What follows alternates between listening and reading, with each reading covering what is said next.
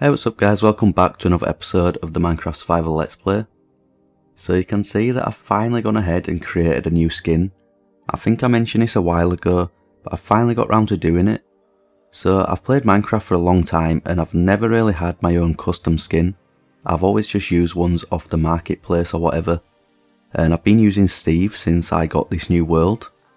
And I just feel like every single person who creates Minecraft content always has their own custom skin. So I've finally gone ahead and created my own, and if I take my armour off you can get a better view here. So this is the entire thing from the front, and then if I do this you can see the back as well. So this thing that's on my head is actually like a mask. So my real head is just like a diamond block. I've got like the diamond skin, and then I've got this mask over the top, and it's animated of course, and then the jumper is also animated. So it took me a while to come up with this, but I actually really like how it looks. So this is a skin that I'm probably going to use for the rest of the time that I play Minecraft, however long that is, and I'll probably start putting this in thumbnails and stuff like that as well. So yeah, this is now my own custom skin. So you can let me know what you think of the new skin down below in the comments. But there's a few things I want to do in today's episode. Later on in the episode I'm going to be building a phantom membrane farm. So hopefully I can get a full stack of these and then check them off the checklist. But that's going to be later on in the episode. But before I do that I actually want to go to where I was at the start of the last episode. So over here in the mountains I've just got this little hole in the ground. And if I come down here, this is where I've been mining for all of the emeralds and the deep slate emeralds and stuff. So you can see that I've got all of this area dug out here and all of the area down here as well. So I just want to spend a little bit more time mining for some of the deep slate ores to start off today's episode. So these are all of the ones that I've got so far. The ones that I need the most are the deep slate ones because these are getting removed soon. I think in December, maybe a little bit earlier, I don't really know. So I need to get 64 of these before they get removed from the game. So I've brought all of my tools over here. These are all of the silk touch ones, and then I've got some fortune ones in here as well. So I'm just going to spend a couple of hours over here and hopefully I can get a few more deep slate emeralds.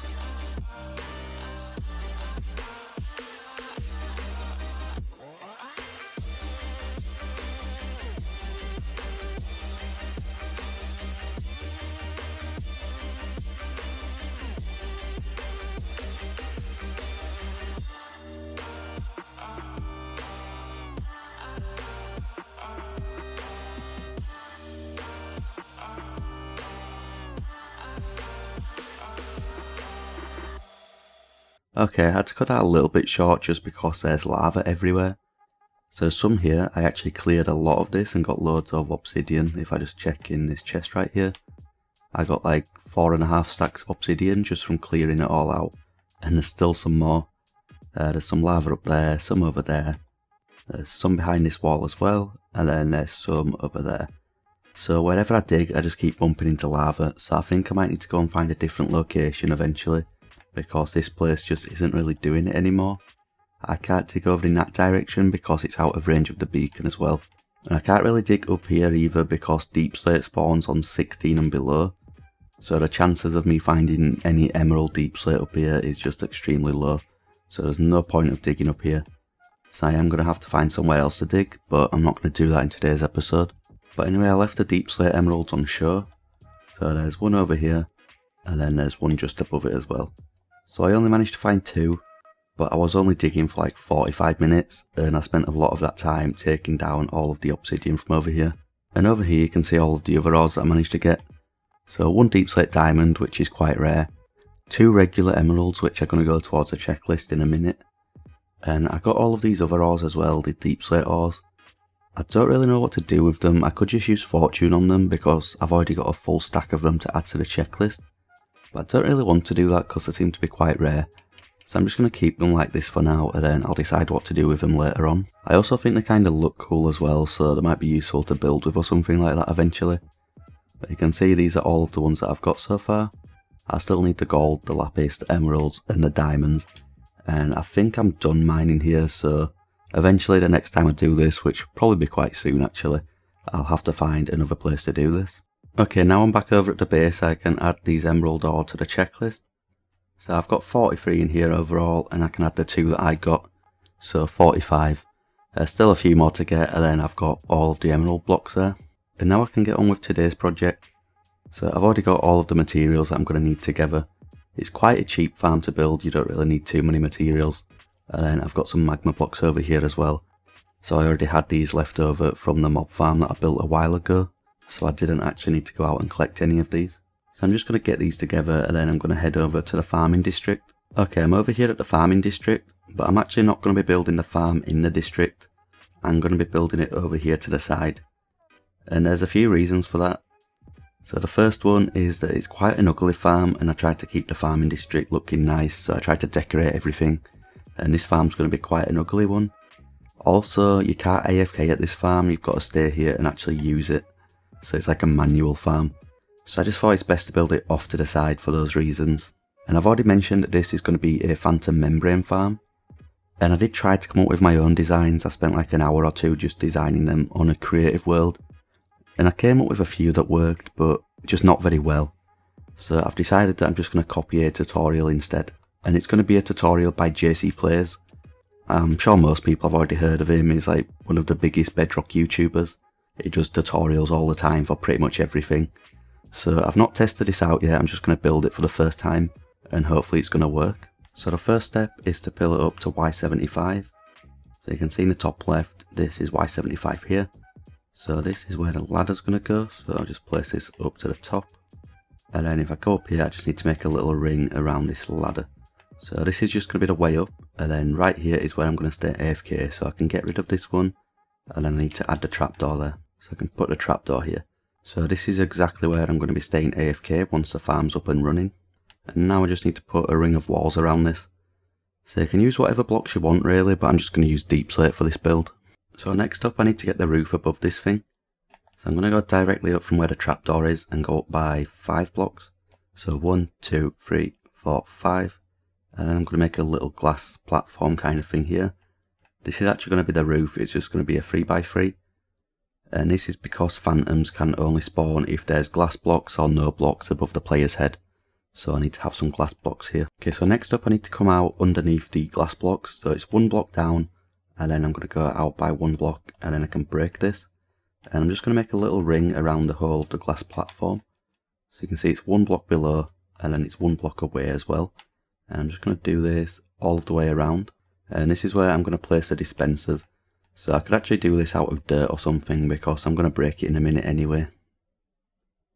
So now I need to place the 12 dispensers and it's actually going to make this easier if I break this glass quickly. Otherwise it's hard to place them facing the right way. So now I can just crouch, place 3 on each side, and they all need to face inwards. So 3 on this side, actually placed 4 there. And now the dispensers are in place, I can just put this glass back, because I need this here, otherwise I'm probably going to die while I'm using the farm. And now I can just make the on and off switch. So I can come to any of these corners, I think I'm going to do it over here. So the red bit needs to be facing upwards, that's important. I put solid blocks in all of the other corners, so 1 here, and 1 here. And then I got rid of the deep slate from around the outside. Like I said, I only placed that so I could get the dispensers in place. And the redstone's pretty simple, so I just need to put some redstone dust all around the outside. I need to crouch so I can place it on top of the dispensers. And if I come underneath here, I can place a button on the observer. And this is how I'm going to activate all of the dispensers. And I can actually fill all of these up now. So I've got 12 dispensers and 12 buckets of lava, so I'm just going to put 1 in each of them. So I did get all 12 buckets of lava in place, but when I pressed it for the first time, some of the buckets popped out, and I think that's perfectly normal. I think that happened in the tutorial as well. So you can see here, if I press the button, it gives a quick pulse of lava. So what's going to happen is the phantoms are going to come to attack me in here, and there's going to be a cat under the ground, which I'll get later on, and that's going to scare the phantoms upwards, so they're going to get trapped in here where the glass is, and then I'm just going to press this button, and it's going to take all of them down to a 1-hit kill. So the next step is to make the platforms where the phantoms are going to spawn. So this is the platform that I'm going to stand on when I'm staying AFK. So what I'm going to do is count 22 blocks away from this. So I'm going to count the torches 1, so this is going to be 2, 3, 4, 5. So what I'm going to do is just count out 21 quickly. Okay, so this is 21 right here. So next up I can place the magma blocks. So I need to place 10 this way, so 1, 2, 3, 4, 5, 6, 7, 8, 9, 10. So that's 10 right there, and this is actually why I brought some fire resistance potions. So now I can actually stand on these without taking damage. And now I can go out 9 on each side. So 1, 2, 3, 4, 5, 6, 7, 8, 9. And I'll go out 9 on this side as well. So 1, 2, 3, 4, 5, 6, 7, 8, 9. And now I just need to connect all of this together. Okay, so I've connected all this together and now I've filled it in as well. So this is what one of the platforms looks like. I need to do this on the other 3 sides as well. But I just thought I'd quickly mention that the reason I'm building this out of magma blocks is because it has to be magma blocks for the phantoms to spawn, but it doesn't allow the creepers, zombies and skeletons and other mobs to spawn. So only phantoms can spawn on this. And also the reason it's on Y75 and not like higher up in the air is because this is the most common level for phantoms to spawn. So to get the best efficiency out of the farm you need to build it on Y75. But this does mean I'm going to have to light up a lot of the area around here just to stop other hostile mobs from spawning. Otherwise it's going to ruin the rates of the farm. Okay, so now I can just build this thing 3 more times, so I'm going to do the exact same on the other 3 sides. Okay, so I've made a little bit more progress off camera. So you can see that I've got all 4 of the spawning platforms in place now. I've also gone around with some torches just to light the place up a little bit. So this should increase the rates of the farm. And the final thing that I've done here is I've made a hole below the ladder. So this is directly below where I'm going to be standing to stay AFK. And this is where the cat's going to go. So this is 14 blocks down from here. So not including this block that I'm going to be standing on. So this would be 1, 2, 3, 4, 5. So I dug down by 14 blocks and then the cat is going to be standing there. So I actually need to get the cat in place. And there should be some over here. There's actually one right there. And I don't have any cod on me at the moment, so I think it's in this shulker box. I've got a full stack over here. So I'm going to see if I can get a cat and then I'm going to get it in place. Okay, so I've just got to crouch and wait for him to come all the way towards me. And that's a tamed cat, so I think if I just do this, he should follow me over here. I've made a little pathway that goes down to where I need him to stand. So it's just over here, he's still following. Okay, so I'm just going to push it all of the way down. I've got a shroom light here, that's where he's going to stand.